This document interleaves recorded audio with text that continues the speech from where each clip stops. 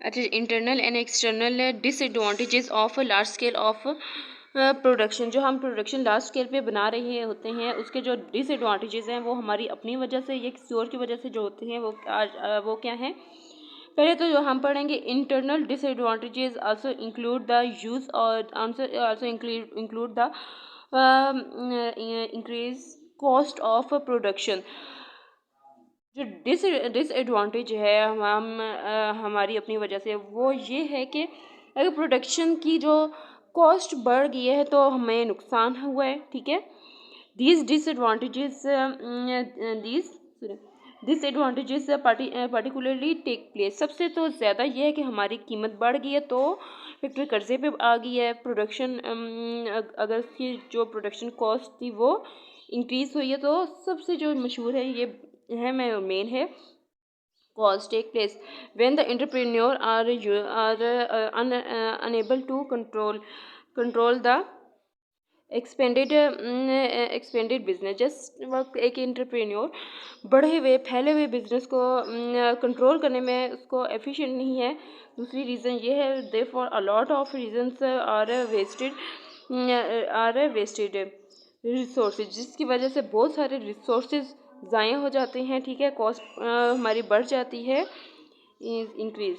External disadvantages also increase the cost of production of each firm in an industry. Such disadvantages take place due to expansion due to expectation our expectation, ठीक है। जो product ये जो होती है disadvantage इस वजह से होती है कि एंटरप्रेन्योर जो है वो इस चीज़ की जो ख्वाहिश कर लेता है कि ये जो प्रोडक्ट बिक रही है तो हम और बना देते हैं। समटाइम होता है कि किसी सबसे कि हमारी प्रोडक्ट नहीं आई है मार्केट में तो तब कस्टमर्स आते हैं हमारे पास। बाज़ सीजन्स कुछ सीजन्स होते हैं, कुछ चीज़ों के कुछ डिशेस ऐसी होती हैं जिनकी सीजन होते हैं, कुछ ड्रेसेस ऐसे होते हैं जिनकी कुछ सीजन्स होती हैं और कुछ सीजन्स ट्रिप्स के भी होते हैं। जैसे लोग अगर आपके पास कोई आप फैसिलिटीज़ प्रोवाइड कर रहे हैं लोगों को बसेस वगैरह की तो आप एक की बजाय 10-10 ले लें, लेकिन वो तो सीज़न होते हैं ना, किसी सीज़न में कस्टमर्स आपके पास आते हैं और किसी सीज़न में नहीं आते। वही बसेस आपने अपने कॉस्ट पे ख़रीदे हैं तो बाद में आपको प्रॉफिट नहीं हुआ तो लॉस हो गया, ठीक है। वो नुकसान हो गया, वो कैपेबल ही नहीं था, उसको पता नहीं था, उसने लिया, कॉस्ट बढ़ी, एक तो चीज़ें रिसोर्सेज ज़ाया हुए, ठीक है। और दूसरा क्या है कि और दूसरा है कि उसकी ये किस वजह से होता है, उसकी एक्सपेक्टेशन की वजह से होता है। वो जो एक्सपेक्ट कर रहा था कि मुझे ज़्यादा प्रॉफिट होगा लेकिन उसको नहीं हुआ लार्ज फॉर्म में, तो उसको फिर उसने ज़्यादा खर्चा किया और प्रॉफिट नहीं हुआ। तो उसको प्रॉफिट जिस टाइम नहीं हुआ तो उसको अपनी प्रोडक्शन या तो बंद करनी पड़ेगी या फिर उसको उसी चीज़ को इस्तेमाल करना पड़ेगा। एक और चीज़ ये होती है लार्ज स्केल में जो डिसएडवांटेज होता है वो होता है कि फैलाव का जो हमारे आलूदगी हो जाती है, हवा, पानी और जो air water pollution and noise, जो शोर होता है हवा में फैक्ट्रीज़ की वजह से, ठीक है। तो ये इसकी वजह से डीमेरिट्स में आ जाती है हमारे। अब large scale of production large scale of production, an entrepreneur produced goods in large quantity।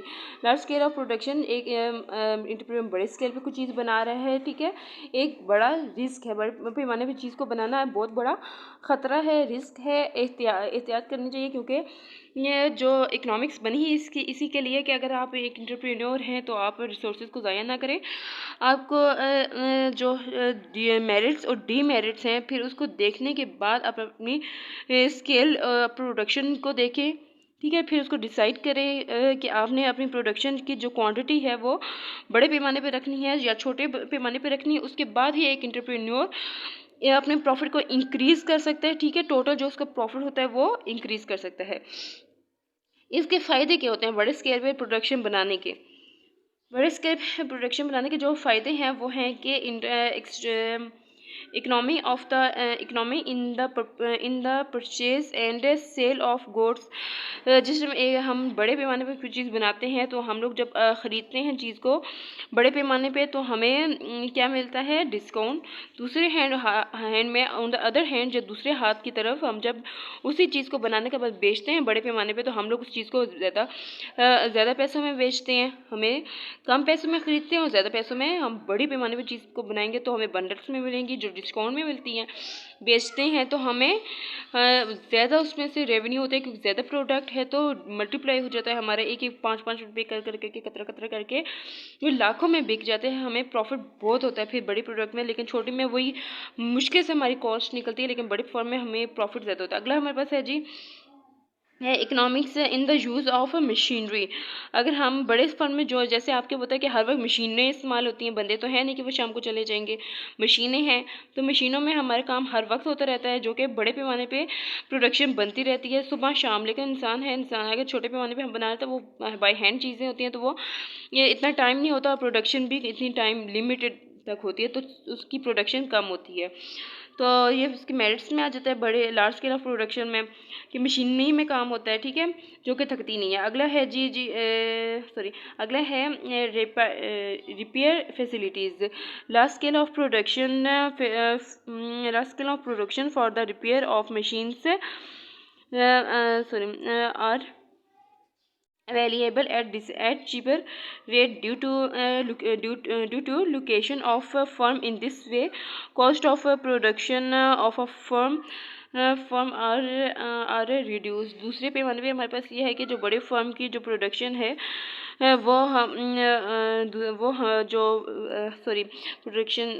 जो रिपेयर करते हैं हम लोग बड़े स्केल पे जो अपनी मशीन्स को बना रहे हैं और अगर उन मशीनों को हमने रिपेयर करना है तो वो हमें रिपेयरिंग डिस्काउंट पे मिलती है, कम खर्चे पे मिल जाती है, ठीक है, बड़े स्केल पे।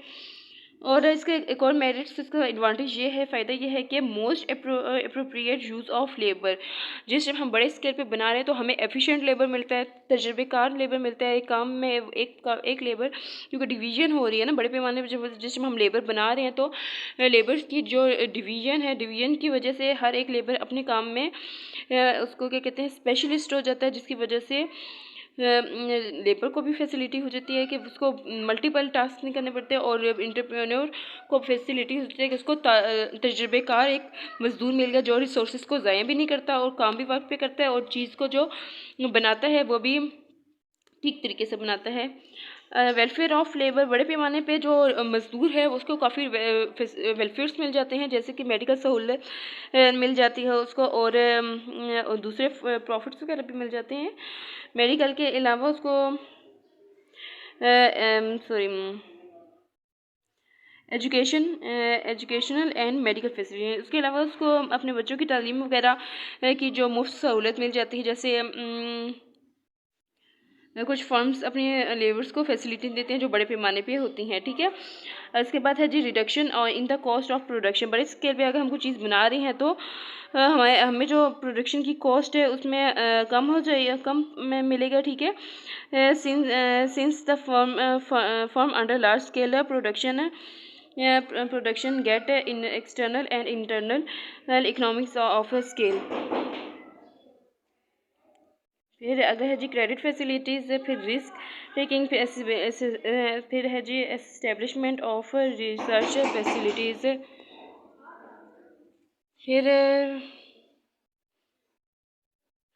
एक्सटर्नल मार्केट को बढ़ाते हैं, फिर गवर्नमेंट भी फ़ायदे देती है और एक्सटेंट ऑफ मार्केट, बड़े स्केल पे अपनी मार्केट को भी बढ़ा सकते हैं और appropriate use of raw material, बड़े स्केल पे हम अपने रॉ मटेरियल को भी बहुत ही अच्छी तरीके से यूज़ कर सकते हैं। Development of means of transport, तो हमें जो ट्रांसपोर्ट की फैसिलिटीज़ होती हैं वो भी मिल जाती हैं, ठीक है। फिर demerits of large scale of production, followings are the demerits of large scale of production. कुछ हमारे पास डीमेरिट्स होते हैं जो लार्ज स्केल ऑफ प्रोडक्शन के नुकसानात हैं, वो है lack of personal interest, personal link between the entrepreneur and the labour is is not there is a large scale production, therefore laborers do not take a personal interest in work.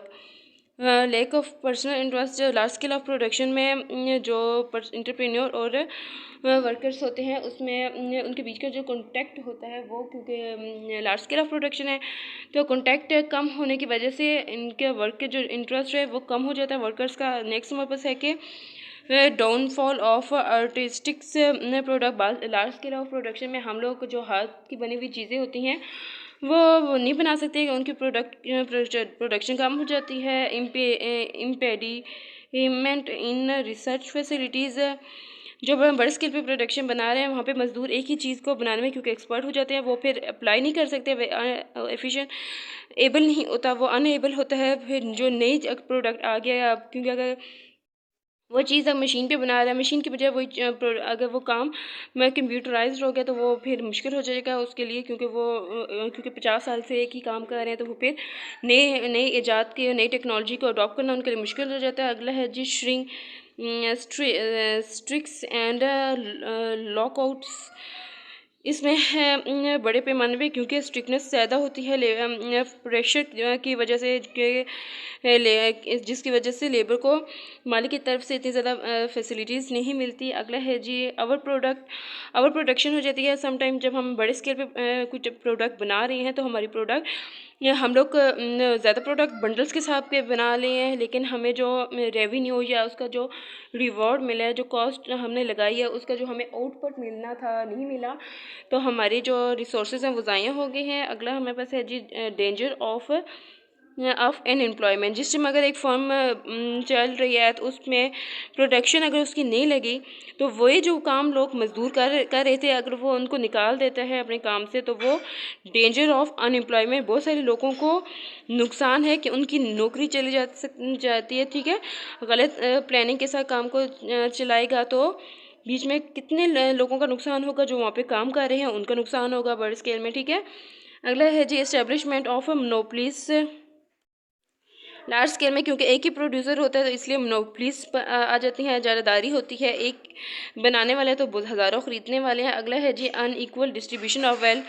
बड़े scale में production अगर हम बना रहे हैं तो उसमें unequal distribution of income, एक ही बंदा बनाने वाला है तो और उसी को सारा प्रॉफिट मिलेगा।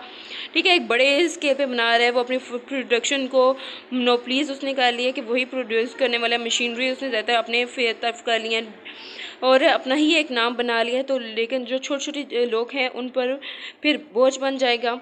ठीक है, वो अपने आपको अपनी इंडस्ट्रीज़ को ग्रो करने के तक उस तक पहुंचने तक वो जब पहुंचने की जितनी कोशिश करेंगे कि हमारे भी प्रोडक्ट इतनी ऊपर बिके तो वो नहीं पहुंच सकेंगे। ठीक है, उनकी कॉस्ट बढ़ती जाएगी, लेकिन जो एक ही बंदा अगर ऊपर चला गया उसी की प्रोडक्ट ज़्यादा है तो वो फिर छोटे जितने भी नीचे उसके नीचे काम कर रहे हैं उनके ऊपर अपनी इजारादारी करेगा, अपनी प्रोडक्शन की जो भी कॉस्ट है वो बढ़ा देगा। ठीक है, लार्ज स्केल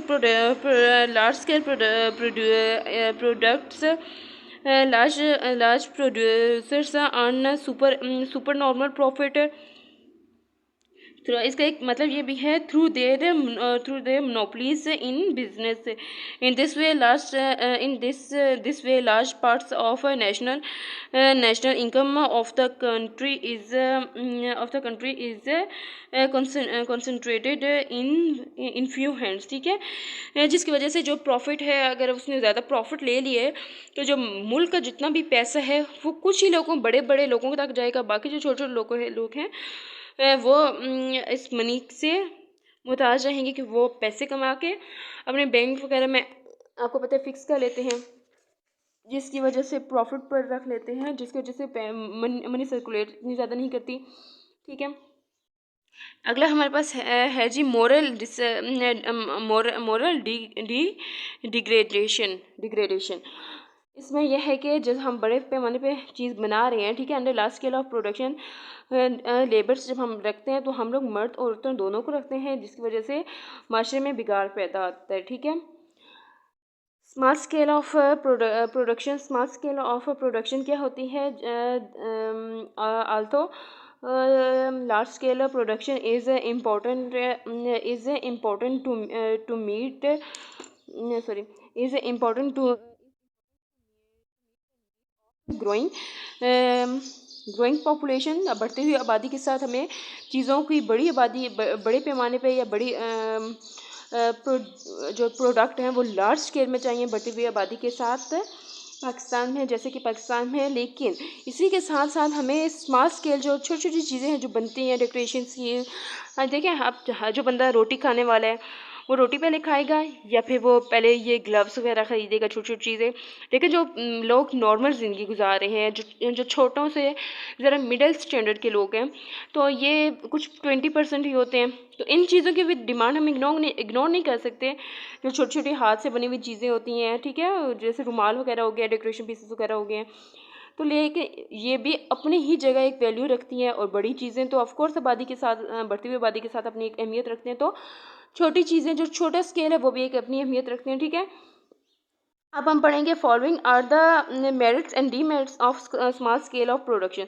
जैसे बड़े स्केल पे प्रोडक्शन के हम लोग बना रहे हैं उसके कुछ फ़ायदे नुकसान हैं, तो इसी तरह छोटे स्केल पे प्रोडक्शन बनाने के भी कुछ फ़ायदे और कुछ नुकसान हैं। सबसे पहले हम मेरिट्स देखते हैं, फ़ायदे उसका ये है कि production according to the individual taste. जो हम चीज़ स्मॉल स्केल में प्रोडक्ट बना रहे हैं वहाँ पे जो एंटरप्रेन्योर है वो the psychology of their consumer and produced goods at in according with customers taste, individual taste, ठीक है। वो जो अपने चीज़ बना रहे हैं अपने कस्टमर्स की राय के अहम मुताबिक बनाएगा, ठीक है। एक मशीन में चीज़ बन रही है, वो हर एक बंदे की डिमांड तो पूरी नहीं कर सकती, लेकिन एक बंदा जो अपने हाथ से चीज़ प्रोड्यूस कर रहा है, बना रहे हैं, तो वो फिर छोटे पैमाने पे वो अपने कस्टमर्स की जो उसका जो डिमांड होगी उसके मुताबिक एक प्रोडक्ट बनाएगा। अगला हमारे पास है जी एफिशिएंसी ऑफ एंटरप्रेन्योर के जो होता है वो एफिशिएंट हो जाता है। Small scale production is run directly by the entrepreneur. जो एंटरप्रेन्योर होता है स्मॉल स्केल ऑफ प्रोडक्शन में, वो अपनी फर्म को मालिक भी एंटरप्रेन्योर खुद होता है। वो स्मॉल स्केल में छोटे पैमाने पे जो काम कर रहे होते हैं, तो दिहाड़ी के जो लोग होते हैं स्मॉल स्केल ऑफ कह दें, तो वो काम भी खुद ही कर रहे होते हैं, ठीक है, जिसकी वजह से वो अच्छा काम करते हैं, ठीक है। इफेक्ट अपने काम को अपने दिल के साथ करते हैं, ठीक है, और मेहनत के साथ फिर वो अपना काम करते हैं, जिसकी वजह से वो अपने प्रॉफिट को इंक्रीज़ करने की कोशिश करते हैं, सही है। अगले है जी better working relationship between labours and entrepreneur. अगर कोई एक छोटा सा दफ्तर है, कुछ चंद लोग काम कर रहे हैं, इंडस्ट्री है, कुछ इंडस्ट्री तो नहीं कह सकते, कोई अगर ऑफिस वर्क किसी ने स्टार्ट किया है, कोई बिज़नेस स्टार्ट किया है, तो अगर छोटे पैमाने पे है तो जो एंटरप्रेन्योर है और जो उसके वर्कर्स हैं उनके बीच के जो रिलेशनशिप है वो क्लोज होगा। एक दूसरे के प्रॉब्लम समझने का टाइम मिलेगा, एक डिस्कस करने का, उन्हें दूर करने का टाइम मिलेगा, ठीक है। Does not rise. तो फिर जो बीच की जो प्रॉब्लम्स होती हैं कोऑपरेटिंग, ठीक है, वो कोऑपरेटिंग स्टाफ होगा, एक दूसरे को कोऑपरेट करेगा, ठीक है, एक दूसरे का साथ देगा किसी मुश्किल में, जिसकी वजह से पॉसिबिलिटी ऑफ स्ट्रिक्स एंड लॉकनेस, जिसकी वजह से जो स्ट्रिक्स एंड लॉकनेस की जो पॉसिबिलिटीज़ है वो ख़त्म हो जाएगी। अगला है जी fair distribution of wealth. Small scale of production में क्योंकि लोग आसानी से इस बिज़नेस को अडॉप्ट कर सकते हैं, वो हर कोई एक कम खर्चे में होता है, तो कम खर्चे में कोई भी इसको रन करता है, तो इसमें इस तरह बहुत से लोगों को अपने ये पैसे कमाने का मौका मिल जाता है। तो जो डिस्ट्रीब्यूशन हमारी वेल्थ है वो नेशन में हर एक बंदे तक पहुंच सकती है, ठीक है। तो क्या हो गया इसमें, इसका प्रॉफिट मीन्स जो मुल्क के तमाम लोग हैं वो हर एक को रोज़गार मिल जाता है छोटे पैमाने पे। लेकिन बड़े में एक ही है, वो अपने प्रोडक्ट को किसी दूसरे को आने ही नहीं देता अपनी प्रोडक्शन में, ठीक है। लेकिन स्मॉल स्केल में बहुत से लोग इसको कम कॉस्ट में एक बिज़नेस रन करते हैं और पैसे कमाते हैं। अगला हमारे पास है जी एडजस्टेबल बिजनेस।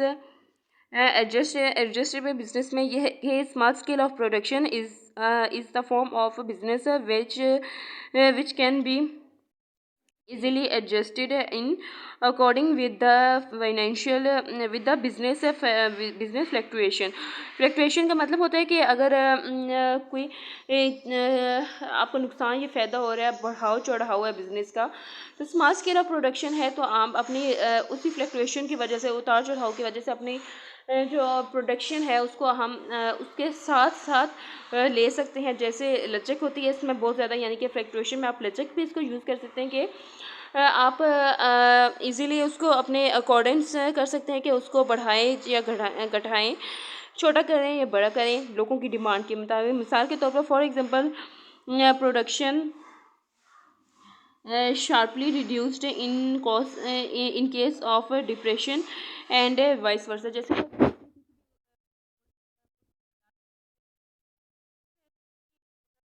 हो गया तो हम अपने उसकी प्रोडक्शन, डिमांड कम होने की वजह से प्रोडक्शन कम कर देंगे। अगला है जी suitable for certain in product. अच्छा, some products like jewellery handkerchief production only at small scale.